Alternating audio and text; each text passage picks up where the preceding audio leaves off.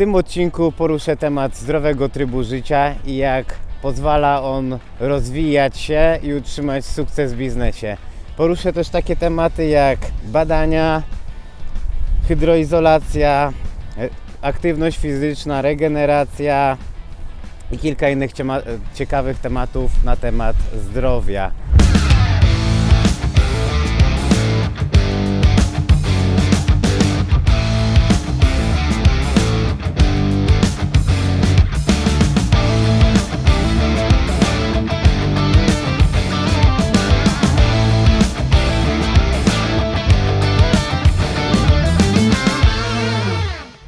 Witam Cię serdecznie na moim kanale. Ja nazywam się Michał Tejza, jestem inwestorem i deweloperem.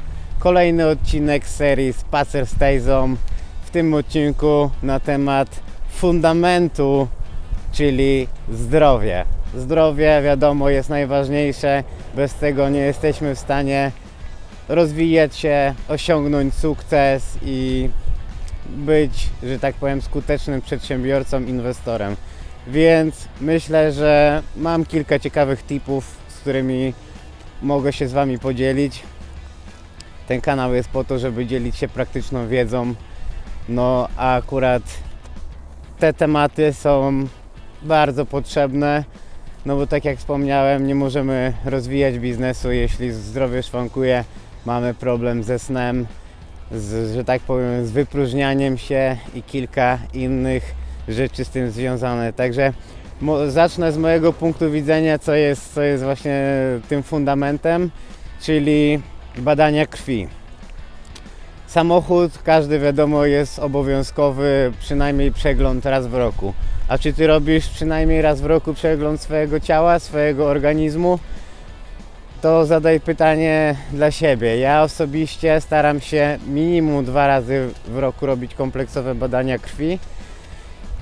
Najlepiej co 3 miesiące polecam, ale te dwa razy w roku to jest moim zdaniem minimum, żeby być na bieżąco, bo lepiej zapobiegać i leczyć. Jeśli chcesz wiedzieć, jaką ja dokładnie listę robię badań, napisz w komentarzu lista, a ja wyślę do Ciebie wiadomość prywatną z listą badań, które ja robię. Ale tak w skrócie o tym powiem. Najważniejsze dla mnie, z mojego punktu widzenia, to są badania hormonalne, czyli testosteron wolny, całkowity, prolaktyna, estrogen. To są takie, że tak powiem, kwestie hormonalne, które mają duży wpływ na funkcjonowanie naszego organizmu. Ja sam, że tak powiem, w dzieciństwie miałem trochę nadwagę i jak się później okazało, w dużym, że tak powiem, czynnikiem tego, że mój metabolizm nie pracował tak jak powinien, były problemy hormonalne, które były za duże, musiałem to, że tak powiem, zbalansować, no ale żeby się o tym dowiedzieć, trzeba zrobić badania. Jeśli czujesz, że nie wypróżniasz się codziennie, to znaczy, że coś jest nie halo i musisz to sprawdzić. Więc taki tip ode mnie, żeby sprawdzić, jak wygląda nasz organizm od środka i wtedy kontrolować to skutecznie, bo jeśli zobaczycie, że jest coś poniżej normy lub powyżej normy, no to warto to skonsultować z specjalistą i nie oszczędzać na tym, no bo wiadomo, takie badania nie kosztują 10 funtów, tylko trzeba za nie trochę zapłacić. No ale jednak inwestycja w siebie to najlepsza inwestycja. Pozwól, że przerwę Ci ten materiał, ale chcę poinformować Cię na temat możliwości współpracy ze mną. Jest ona dostępna w 2 wariantach. Pierwszy jest to pożyczka na procent z zabezpieczeniem na nieruchomości, na inwestycji. Zaczyna się od 50 000 funtów wzwyż. Jest też możliwość współpracy ze mną na mniejszych kwotach, zainwestować 20-30 tysięcy, jednak na takie kwoty nie jestem w stanie zaoferować zabezpieczenia. Oczywiście jest umowa, ale nie ma zabezpieczenia na nieruchomości. I jest też druga możliwość współpracy, która polega na inwestowaniu w spółce, gdzie jest możliwość współpracy ze mną na zasadzie partnerskiej. Taka współpraca zaczyna się od 500 000 funtów wzwyż. i polega na tym, że inwestor pożycza pieniądze do spółki, razem robimy projekt, ja zajmuję się wszystkim od wyszukania okazji inwestycyjnej przez cały proces i inwestor po skończonym projekcie w pierwszej kolejności dostaje swoją pożyczkę z powrotem, a następnie później dzielimy się profitami wedle udziałów. Jeśli interesuje Cię ten temat, chciałbyś zacząć współpracować ze mną, zapraszam Cię na moją stronę www.tejzaproperty.co.uk, gdzie znajdziesz formularz zgłoszeniowy, w którym chciałbym, żebyś wypisał swoje dane oraz załączył wyciąg z konta bankowego potwierdzający posiadanie środków. Ja osobiście skontaktuję się z Tobą i porozmawiamy, co możemy wspólnie zrobić.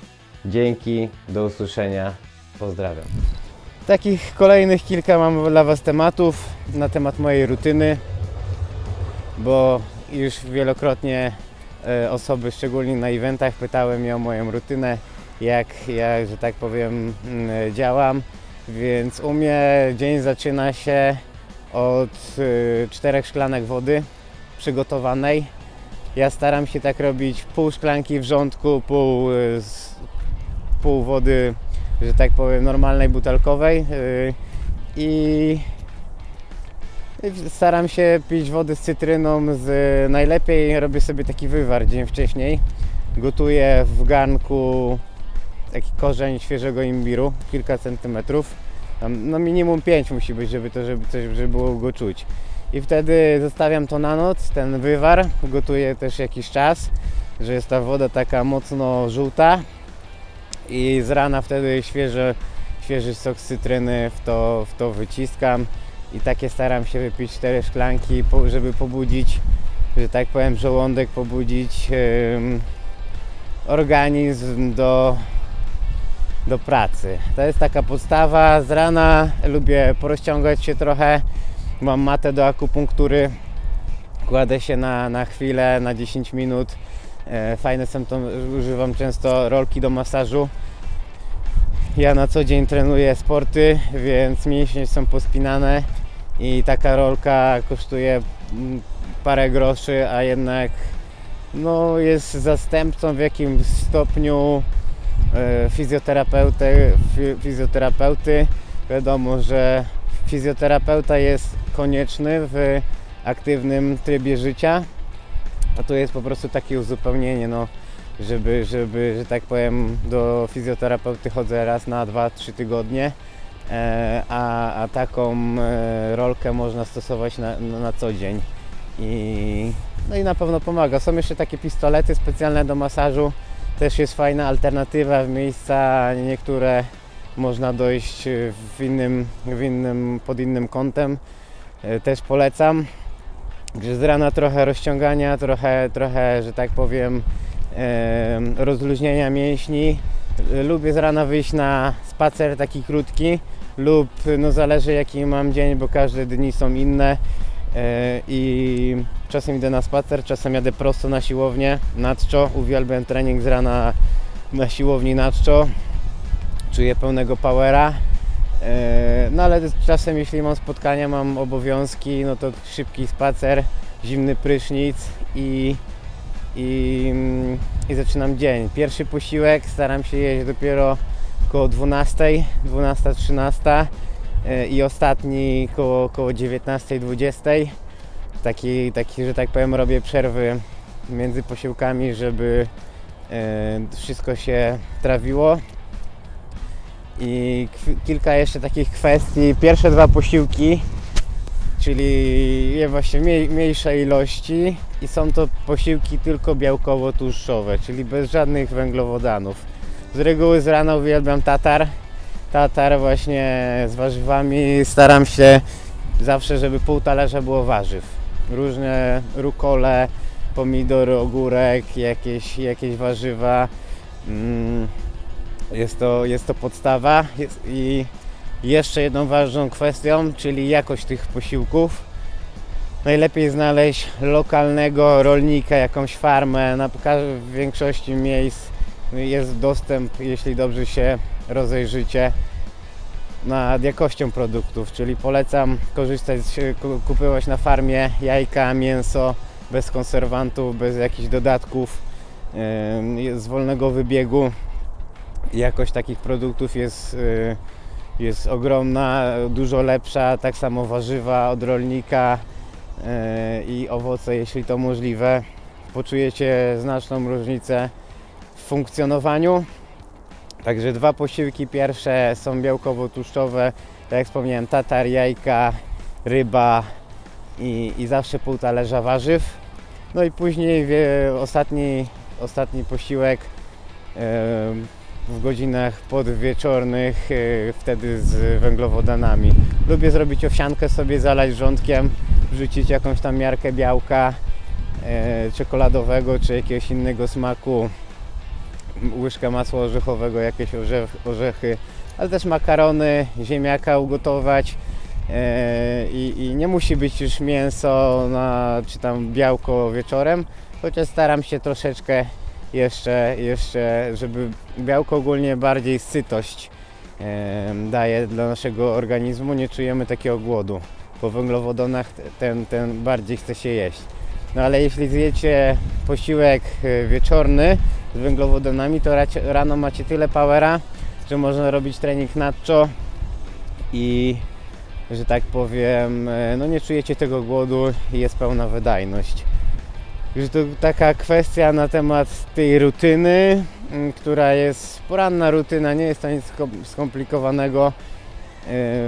Wiadomo, każdy dzień jest inny, więc ciężko tu powiedzieć o reszcie dnia, bo dzień z życia inwestora, dewelopera to są różne kwestie i można o tym książkę napisać, ale ta poranna rutyna z reguły jest ta sama. Teraz, że tak powiem, jeszcze w chłodne dni, chłodne wieczory mam na ogrodzie beczkę tak zwaną ice bath, gdzie po prostu jest zimna woda i z rana po takim rozciąganiu, jak poleżę sobie na macie od akupunktury, czuję, że moje ciało jest rozgrzane i wchodzę sobie tam na 10 minut, żeby zregenerować się, żeby te mięśnie mogły odpocząć trochę, bo jeszcze wspomnę później na temat regeneracji, jaki ona ma wpływ.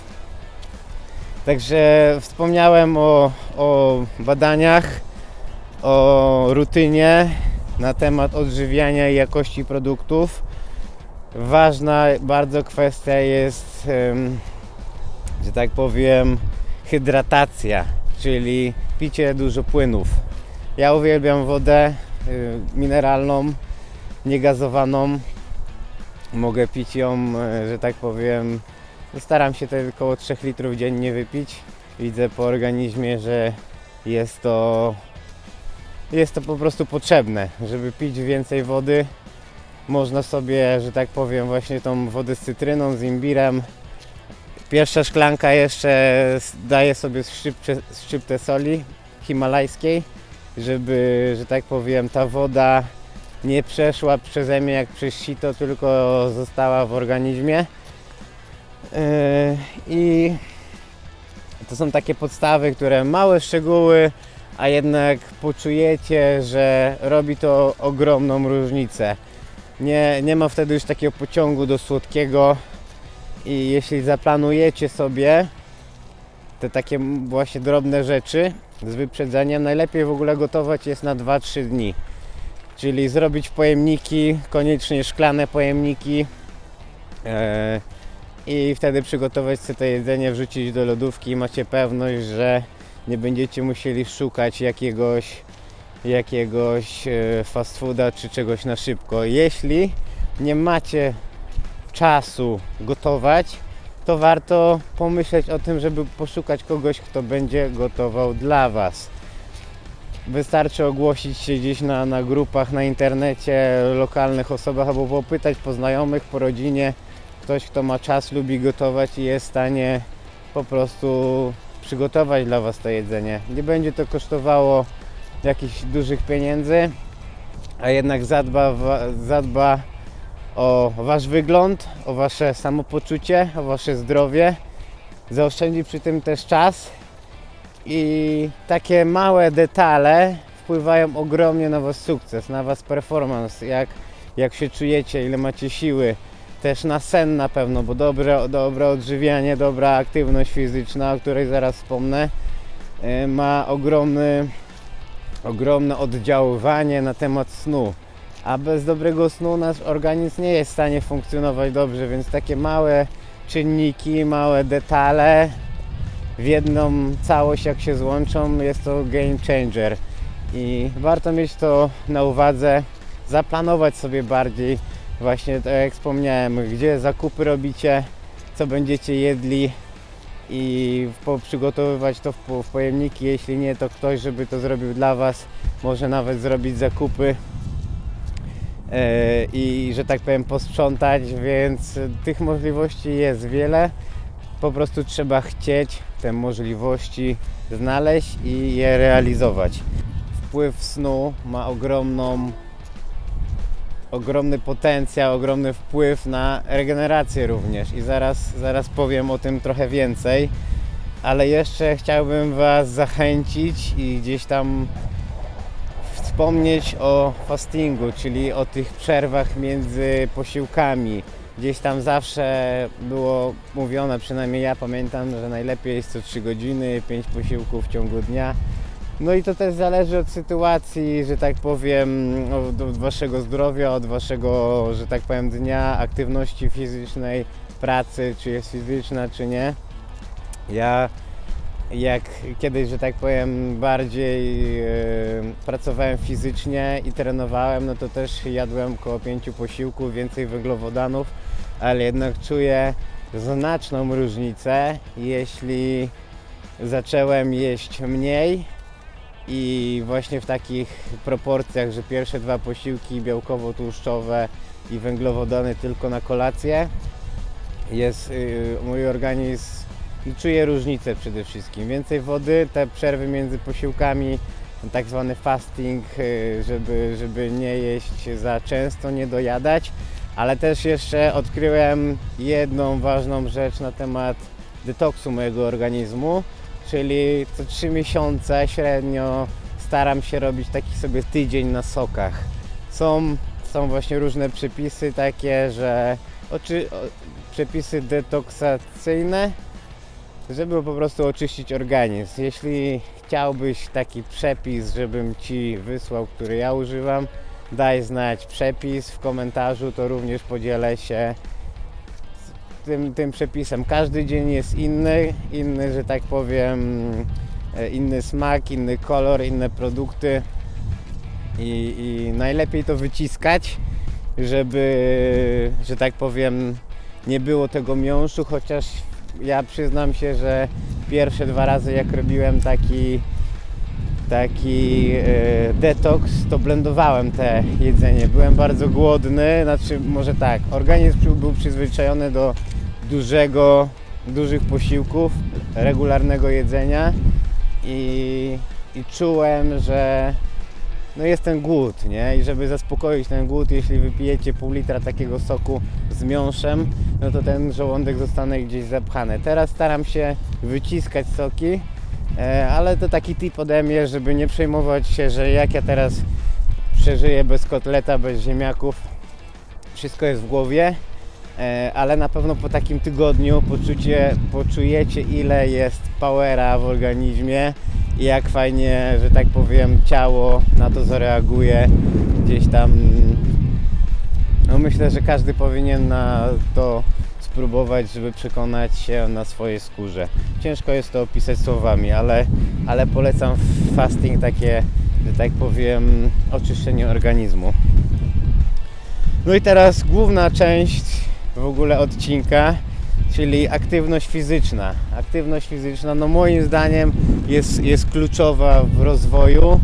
Wiadomo, nikt tutaj nie mówi o jakimś profesjonalnym sporcie zawodowym, żeby łączyć jedno i drugim, no bo ciężko być skupionym na wszystkim, ale na pewno każdą godzinę w ciągu dnia znajdzie, żeby jakąś aktywność fizyczną wykonywać, taką, którą się lubi. Wiadomo, jedni lubią grać w piłkę, drudzy jeździć na rolkach, trzeci pływać, czwarty, ktoś jeszcze inny lubi siłownię. Moim zdaniem siłownia to jest podstawa, którą każdy powinien robić. Ja staram się przynajmniej raz w tygodniu robić trening siłowy, czyli 5 ćwiczeń, większe ciężary, znaczy to jest na takiej zasadzie, że 15 robię pierwszą serię z mniejszym ciężarem, żeby bardziej dogrzać, i później robię 8, 6, 3, 1 i za każdą serią zwiększam obciążenie. Zaczynam od przysiadów ze sztangą, później wyciskanie na ławce płaskiej, później jest martwy ciąg, następnie z OHP, czyli wyciskanie sztangi nad głowę, i ostatnia seria to są dipy z ciężarem. Także polecam raz w tygodniu zrobić taki trening siłowy i do tego podzielić resztę ciała na przynajmniej 2 dni, czyli żeby ta siłownia była 3 razy w tygodniu, takie minimum. Wiadomo, że jeśli ktoś ma czas, to lepiej podzielić każdą partię na osobny dzień, ale że tak powiem, mówię o minimum. Jeśli ktoś chce, że tak powiem, bardziej pracować nad swoim ciałem, no to trzeba umówić się z trenerem personalnym i on pomoże taki plan dopasować. Ja tutaj w skrócie chcę pokazać proste rzeczy, które mogą zmienić wiele w waszym życiu na co dzień. Czyli resztę ciała podzielić na górę, dół, robić osobne serie łączone, takie treningi funkcjonalne, wielostawowe ćwiczenia na górę ciała, właśnie klatka, plecy, barki i ramiona, i osobno nogi. To jest mój punkt widzenia. Można jeszcze na przykład nogi z ramionami, żeby to już zależy od was, jak czujecie się, jaka jest proporcja waszego ciała, bo też fajnie dobierać trening pod proporcje ciała. Czasem jest tak, że górę mamy rozbudowaną, a nogi nie, albo odwrotnie, i wtedy więcej trzeba popracować nad tą partią, która po prostu jest mniejsza.